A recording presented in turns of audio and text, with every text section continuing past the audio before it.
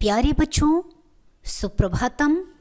आज हम पुनः आपके समक्ष अष्टमी कक्षा की रुचिरा भाग 3 का द्वितीय पाठ लेकर के उपस्थित हैं। बच्चों, आपका हमारे YouTube चैनल दैवी वाक पर हार्दिक स्वागत है। सभी वीडियो समय से प्राप्त करने के लिए चैनल को सब्सक्राइब करें। आज का पाठ है बिलस्य वाणी न कदापि मे श्रुता। यह पाठ पंचतंत्र की कहानी से लिया गया है। पंचतंत्र के लेखक विष्णु शर्मा हैं। उनकी कहानियों में से एक छोटी सी कहानी है बिल की वाणी मैंने पहले कभी नहीं सुनी। बिल अर्थात गुफा, उसकी आवाज, उसको बोलते हुए मैंने पहले कभी नहीं सुना। तो आइए बच्चों, इस कहानी का आनंद लें, साथ ही साथ भाषा का ज्ञान भी करेंगे। तो आइए बच्चों, संस्कृत की इस मनोरंजक कहानी का आनंद लें। कस्मिंश्चित् वने खरनखरः नाम सिंहः प्रतिवसति स्म। किसी समय वन में खरनखर नाम का एक शेर रहता था। सह कदाचित् इतस्ततः भ्रमन् क्षुधार्तः न किंचिदपि आहारं प्राप्तवान्। एक बार वह इधर उधर घूमता हुआ भूख से पीड़ित, न किंचिदपि भूख से पीड़ित, कुछ भी उसको आहार नहीं प्राप्त हुआ। ततः सूर्यास्त समये एका महतीं गुहां दृष्ट्वा सह अचिंतयत्। पूरे दिन घूमने के पश्चात जब उसको बिल्कुल आहार नहीं मिला, भोजन नहीं मिल सका, तो शाम के समय में एक बड़ी गुफा को देखकर उसने सोचा। बच्चों, यहाँ पर एका और महती ये दोनों ही विशेषण गुफा के हैं। तो एका महतीम गुहाम, एक बड़ी गुफा को देखकर उसने सोचा, नूनम एतस्याम गुहायां रात्रौ कोपि जीवः आगच्छति। निश्चय ही इस गुफा में रात में कोई भी जीव अवश्य आता है। अतः अत्रैव निगूढ़ो भूत्वा तिष्ठामि। इसलिए यहीं पर ही छुप करके बैठ जाता हूँ। अत्रैव यहीं पर। तो वह जो शेर है वो गुफा के अंदर जो खाली थी उसके अंदर छिप करके बैठ जाता है। एतस्मिन् अंतरे गुहायाः स्वामी दधिपुच्छः नामकः शृगालः समागच्छत्। इसके पश्चात जो गुफा का स्वामी था, दधिपुच्छ नाम का एक सियार, वह वहां पर आया। स च यावत् पश्यति तावत् सिंहपदपद्धतिः गुहायां प्रविष्टा दृश्यते न च बहिरागता। वह जहां तक देखता है उसे शेर के पैरों की पदचिह्न पद्धति, सिंहपद पद्धति, शेर के पैरों के पदचिह्न गुहायां प्रविष्टा दृश्यते, अर्थात गुफा में गए हुए दिखाई देते हैं, परंतु बाहर आने के जो पैरों के निशान हैं वे नहीं दिखाई दे रहे हैं। शृगालः अचिंतयत्। सियार ने सोचा, अहो विनष्टोस्मि, अरे आज तो मैं मारा गया। नूनम अस्मिन् बिले सिंहः अस्ति इति तर्कयामि। निश्चय ही इस गुफा के अंदर शेर बैठा है, ऐसा मुझे लग रहा है। तत् किं करवाणि, तो मैं क्या करूं। एवं विचिन्त्य दूरस्थः रवं कर्तुम आरब्धः। ऐसा सोच करके वो दूर बैठ करके ही, दूरस्थः दूरे स्थितः दूरस्थितः, दूर रहकर ही, दूर खड़ा रहकर ही रवम आवाज करना प्रारंभ कर दिया। क्या उसने आवाज की, क्या शब्द किया। भो बिल किम न स्मरसि यन्मया त्वया सह समयः कृतः अस्ति। बोला, ए गुफा, क्या तुम्हें याद नहीं आ रहा है कि जो मैंने तुम्हारे साथ एक वादा किया था, समयः कृतः अस्ति, एक संकल्प किया था, एक निर्णय लिया था। क्या? यत् यदाहं बाह्यतः प्रत्यागमिष्यामि तदा त्वं माम् आकारयिष्यसि, कि जब मैं बाहर से वापस आऊँगा तब तुम मुझे बुलाओगी। यदि त्वं मां न आह्वयसि तर्हि अहं द्वितीयं बिलं यास्यामि इति। यदि तुम मुझे नहीं बुलाओगी तो मैं दूसरी गुफा की ओर चला जाऊंगा। अथ एतत् श्रुत्वा सिंहः अचिन्तयत्। इसके पश्चात यह सुनकर शेर ने सोचा, नूनमेषा गुहा स्वामिनः सदा समाह्वानं करोति। निश्चय ही यह गुफा अपने स्वामी का सदा ही आह्वान करती है, सदा ही उसके आने पर उसे बुलाकर के स्वागत करती होगी। परंतु मद्भयात् न किंचित वदति। मैं इसके अंदर बैठा हूँ, इस कारण से डर के मारे यह मेरे भय से कुछ नहीं बोल रही है।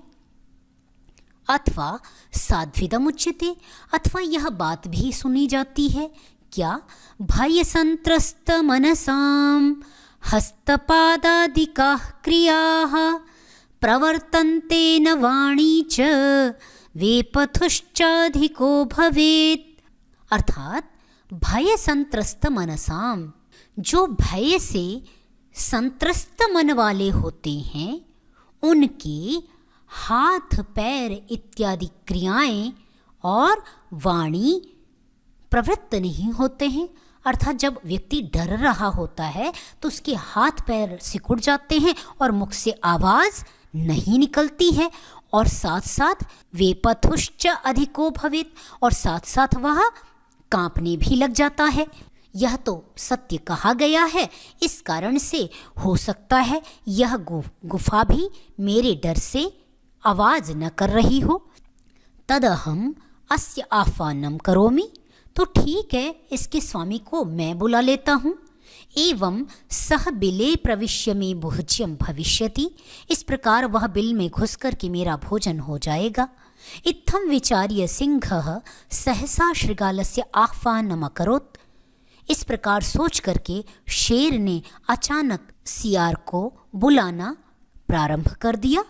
सिंहस्य उच्चगर्जन प्रतिध्वनिना सा गुहा उच्चैः शृगालम् आह्वयत्। शेर की ऊंचे से गरजने की आवाज, प्रतिध्वनि माने जब उसने सियार को बुलाया तो जो गुफा थी वो प्रतिध्वनि करने लग गई, गूंजने लग गई उसमें आवाज। तो सा गुहा उच्चैः शृगालम् आह्वयत्, तो उसमें आवाज गूंज करके वो गुफा सियार को बुलाने लग गई।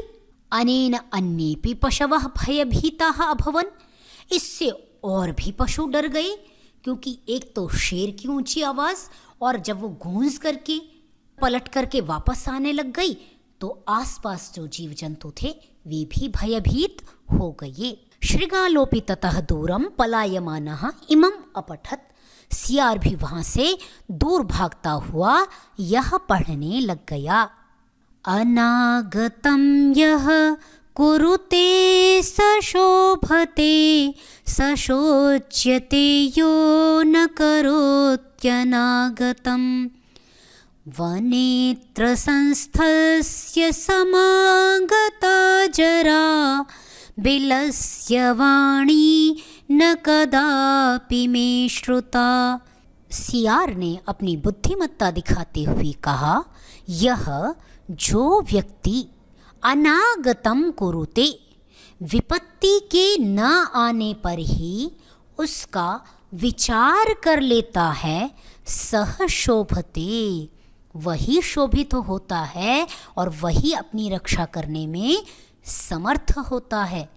सशोभते अर्थात वह अपनी बुद्धि के द्वारा शोभायमान होता है, किंतु जो सशोच्यते यो न करोत्यनागतम, जो न करोति अनागतम, जो विपत्ति के आने से पहले विचार नहीं करता और विपत्ति के आने पर घबरा जाता है, सशोच्यते, वह दुखी होता है। जैसे सियार ने विपत्ति को भांप करके पहले ही उसका उपाय ढूंढ लिया, तो वह बच गया। जब वह बिल में प्रवेश कर जाता तब वह सोचता तो उसके पास सोचने का समय नहीं बचता, क्योंकि उसे शेर खा जाता। तो उसने विपत्ति आने से पहले ही विचार किया, इसलिए वह बच गया। तो वनेत्र संस्थस्य समागता जरा, इस बिल में रहते हुए मुझे बुढ़ापा आ गया, किंतु आज तक मैंने कभी गुफा को बोलते हुए नहीं सुना। तो इस प्रकार उपाय करके सियार अपने जीवन को बचा लेता है। प्यारे बच्चों, इस पाठ में यह शिक्षा दी गई है कि विपत्ति के आने से पूर्व ही उससे बचाव का उपाय सोच लेना चाहिए। विपत्ति आने के पश्चात चिंतन करने का समय नहीं बचता। इसके लिए संस्कृत में एक और कहावत है कि जब आग लग जाए तो कुआं खोदने पर क्या लाभ, संदीप्ते भवने तु कूप खननम प्रत्युद्यमः कीदृशः। तो इसका भी यही भाव है बच्चों। तो हमेशा विपत्ति आने से पूर्व उससे बचने का प्रयास करना चाहिए। आइए बच्चों, अब इस सुंदर सी रोचक सी कहानी का अभ्यास कर लेते हैं।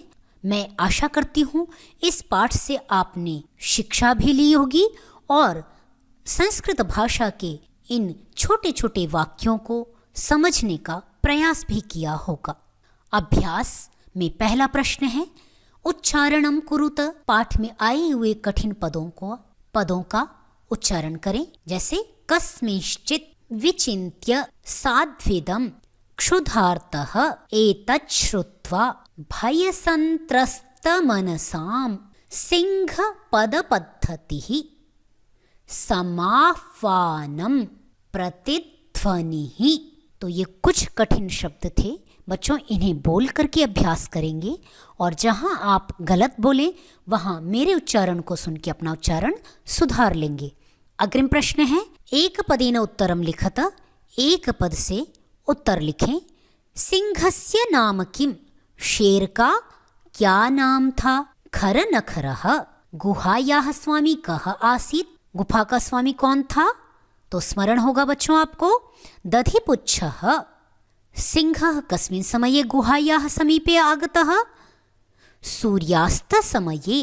हस्तपादादिकाः क्रियाः केषां न प्रवर्तन्ते, हाथ पैर इत्यादि की क्रियाएं किसकी नहीं प्रवृत्त होती हैं बच्चों। तो भय संत्रस्त मनसाम, जैसा हमने श्लोक में पढ़ा था, डरे हुए लोगों की हाथ पैर इत्यादि क्रियाएं नहीं प्रवृत्त होती हैं। गुहा केन प्रतिध्वनिता, सिंह गर्जनेन, सिंह के गर्जन से गुफा प्रतिगुंजित हो गई। तृतीय प्रश्न है, पूर्ण वाक्येन उत्तरत।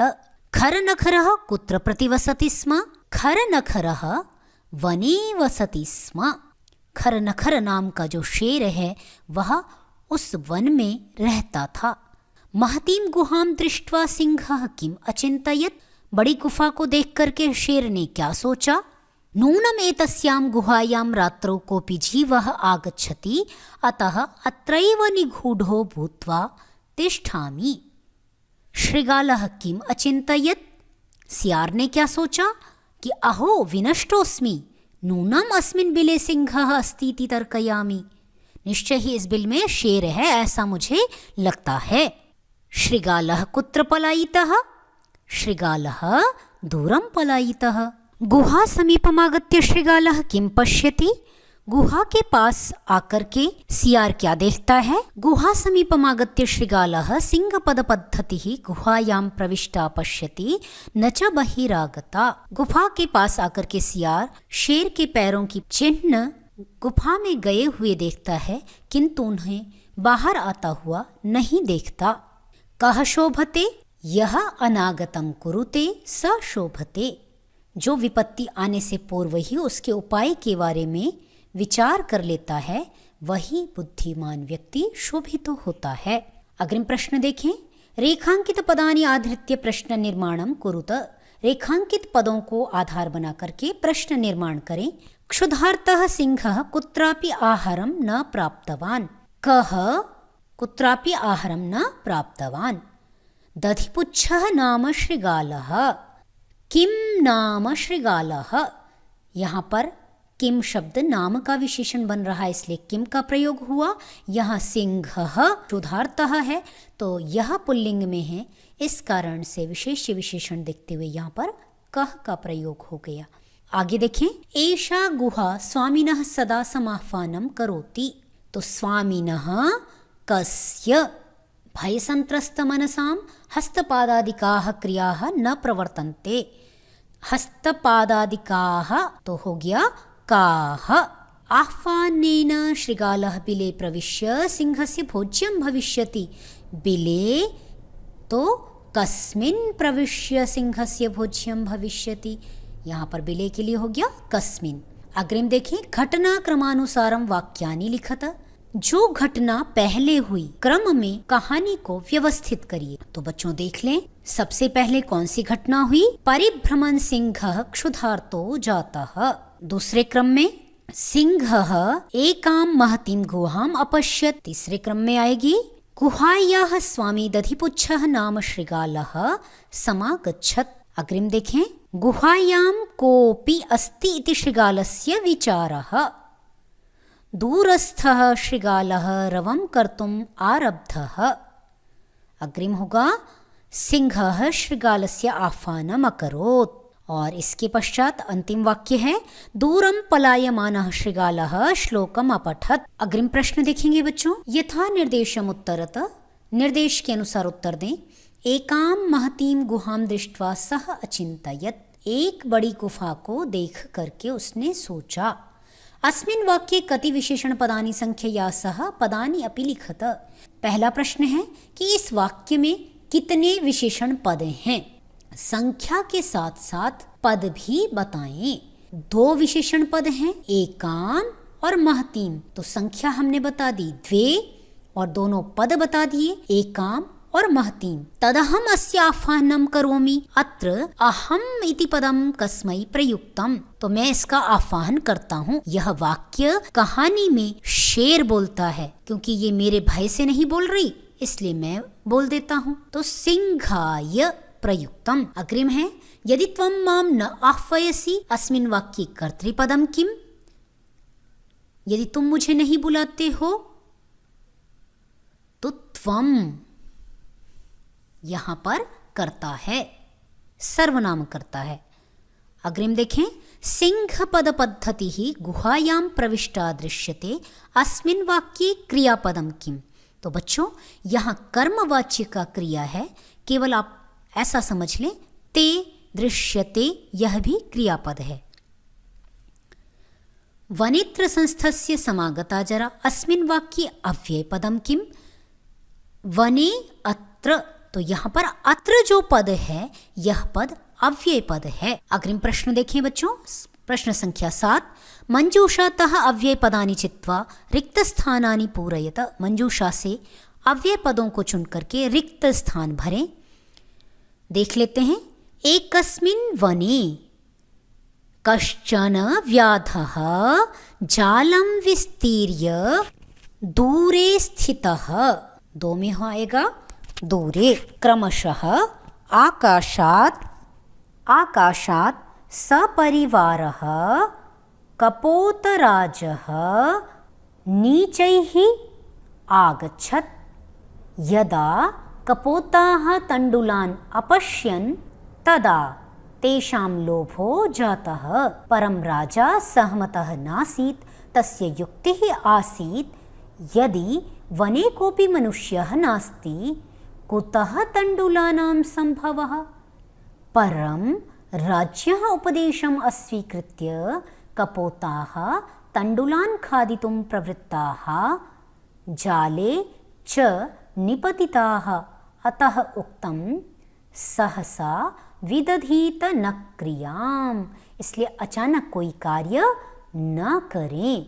तो बच्चों अपना अभ्यास पूर्ण कर लेंगे और अपनी नोटबुक में इसे अच्छे से लिख लेंगे। जहाँ कहीं भी संदेह हो तो आप कमेंट बॉक्स में लिखें, मैं उसको आपको उत्तर अवश्य दूंगी। धन्यवाद, पुनः मिलेंगे। तब तक के लिए सुरक्षित रहें, स्वस्थ रहें, सभी का ध्यान रखें और मास्क पहनें। पुनर्मिलामः। धन्यवादः।